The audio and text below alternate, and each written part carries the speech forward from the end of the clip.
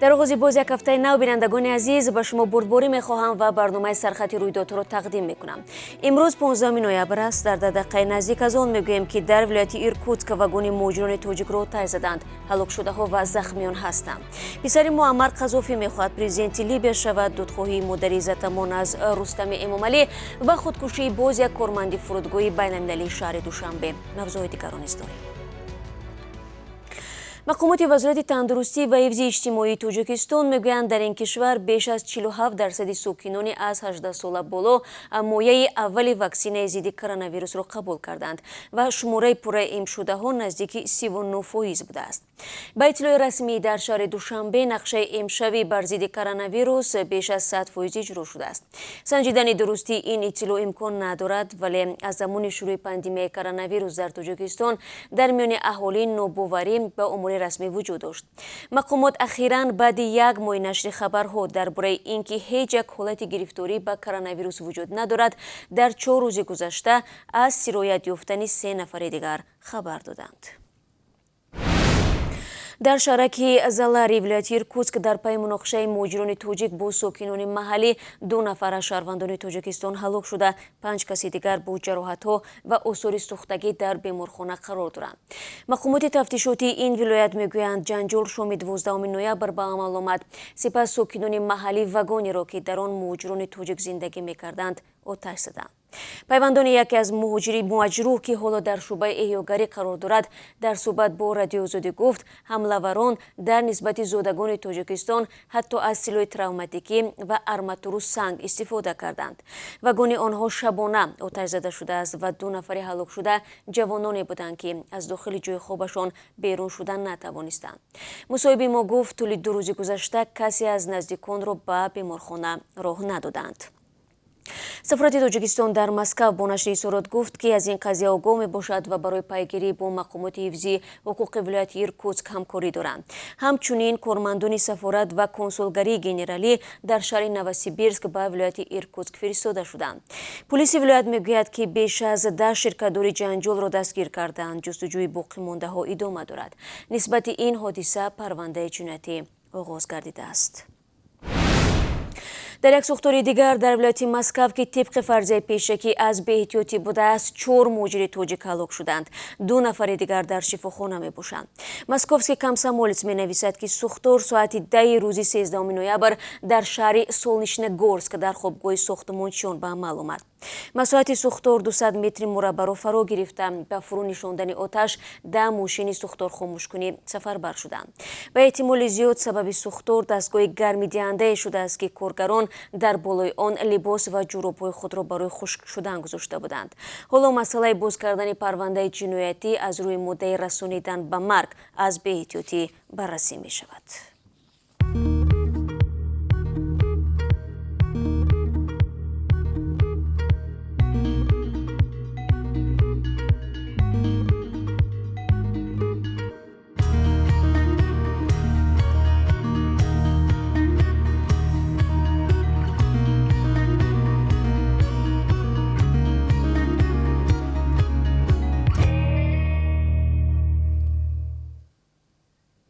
شما سرخط رویدادها را تماشا دارید. گروه دهشت‌افکن دولت اسلامی و یا داعش مسئولیت بمبگذاری واسطه نقلیات را که باعث مرگ روزنامه‌نگار مشهور افغان حمید سیغانی در محله مسلمانان شیعه مذهبی کابل گردید برداشت گرفته است.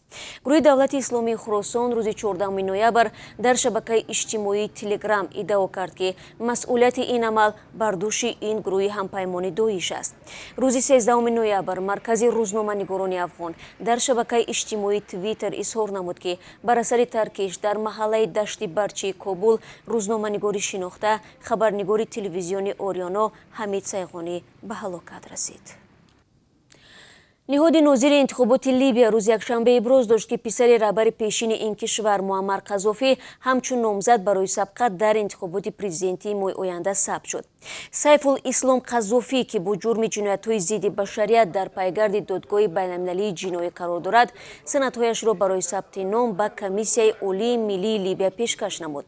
این نهاد تاکید کرده است که سیف‌الاسلام قذافی سندهایش را طبق طلبات مطرح نمود و به او حجت آوازدهی از ولایت جنوبی سپاه تقدیم شد.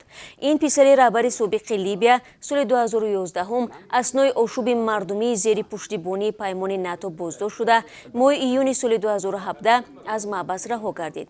تابستان سال روان در صحبت ویژه با روزنامه نیویورک تایمز سیف‌الاسلام قذافی گفته بود که می‌خواهد در انتخابات پرزیدنتی لیبیا که در تاریخ 14 دکبر دایر خواهد شد همچون نامزد سبقت کند و کشورش را از جنگ خلاص نماید. پدر سیف‌الاسلام معمر قذافی بعد 40 سال حکمرانی این کشور در تیر ماه سال 2011 به قتل رسیده بود. برمیگردیم به تاجیکستان. مادر عزت‌امون حامی حقوق مهاجران تاجیک که به 9 سال زندان محکوم شده است میگوید برای دادخواهی به قبول رستم امامعلی شهردار دوشنبه رفته است. در یک نوار ویدیویی دیده می شود که اشور بیبی خال و وارد بینای دارای شهر دوشنبه می شود. اشور بیبی روز 14 نوامبر به رادیو آزادی گفت او را معاون شهرداری قبول کرده و وعده داده است که حرفایش را به رستم امامعلی میرساند. مادر عزت‌امون میگوید چند روز بعد عریضه شکایتی از بالای حکم دادگاه شهر دوشنبه در دادگاه عالی بررسی می شود و او خواسته است که شهردار برای تنطنه عدالت مساعدت کند. قبلا پسر عزت‌امون حامی زندانی مهاجران تاجیک ادعا کرد که تنها برای آنکه 232 سومونی پول یک دعواگر را به دستش دادن نتوانستند پدرش را زندانی کردند. در همین حال با اطلاع دریافتی محمد خان ایگاموف یکی از افراد نزدیک به عزت‌امون را در شهر مسکو بازداشت کردند. چندی از دوستان او با شرط فاش نشدن نامشان گفتند که به ایگاموف احتمال استرداد به تاجیکستان تهدید میکند. نزدیکانش در دوشنبه میگویند یک هفته باز با او تماس ندارند. مقامات روسیه و تاجیکستان خبر را تصدیق و یا رد نکردند. دوستان نقلاتی تاجیکستان در رابطه با خودکشی یک کارمند فرودگاه پرونده جنایتی آغاز کرده است. به نوشته آزیا پلوس ظفر جلالوفی 29 ساله کارمند خدمات امنیتی اویاسیونی فرودگاه بین‌المللی دوشنبه روز 14 نوامبر خود را در مناره سوختار خاموشکنی فرودگاه با سیم دار آویخته است. خدمات مطبوعات فرودگاه با تصدیق این خبر گفته است که جسد جلالوف را دیروز پیدا کردند. سبب دست به خودکشی زدن او معلوم نیست. در عین زمان خدمات مطبوعات ذکر کرده است که مرحوم با فرودگاه مشکلات پولی نداشته است و معاشش را نیز سری وقت گرفته است. یک سال پیش کارمند دیگری فرودگاه شرافگان خوجا قولف نیز در جای کارش خودکشی کرده بود. پیوندانش آن زمان گفتند که او برای ماها نگرفتن معاش با نشان اعتراض خود را با تپانچه خدمتی پراند.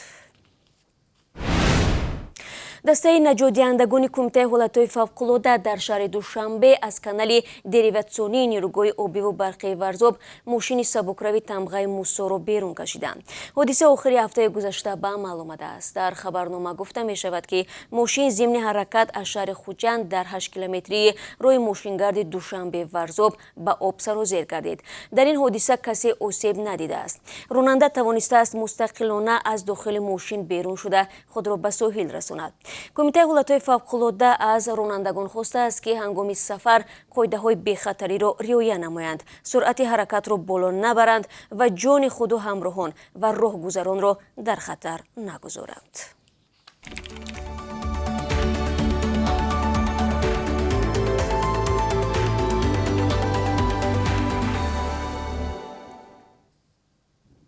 کارمندان گمرک فرودگاه کالینینگراد در 10 ماه سال جاری حدود 230 کیلو نوس را مصادره کردند. به اطلاع دفتر مطبوعات خدمات گمرکی ولایت این نوع تماکو اساساً از جانب شهروندان تاجیکستان وارد می شود. در اطلاع آمده از زادگان تاجیکستان پیوسته قاعده های گمرکی را ویران کرده نوس را در شیشه ها و بسته های پلاستیکی گذاشته در باغچ خود جای می کنند. از سال جاری نسبت شهروندانی که قصد وارد کردن نوس را به قلمرو روسیه نمودند 226 پرونده حقوق ویرانکنی ماموری آغاز شده است. دوستان گرامی اکنون برایتان درباره قرب رسمی اسعار خارجی در تاجیکستان معلومات میدیم. امروز 15 نوامبر بانک ملی $1 را 11 سومونی و 29 درم و یک یورو را 12 سومونی و 93 درم نرخ گذاشته است. 1000 روبل روسی 155 سومونی و 60 درم مقرر گردیده است. بینندگان عزیز دقیقی که در اختیار داشتیم به پایان میرسد. با سپاس که همه روز ما را تماشا و با ما همکاری میکنید. من شما را در دوام روز در برنامه اخباری آزادی منتظر خواهم بود. تا آن دم عزیزان روز خوبی داشته باشید.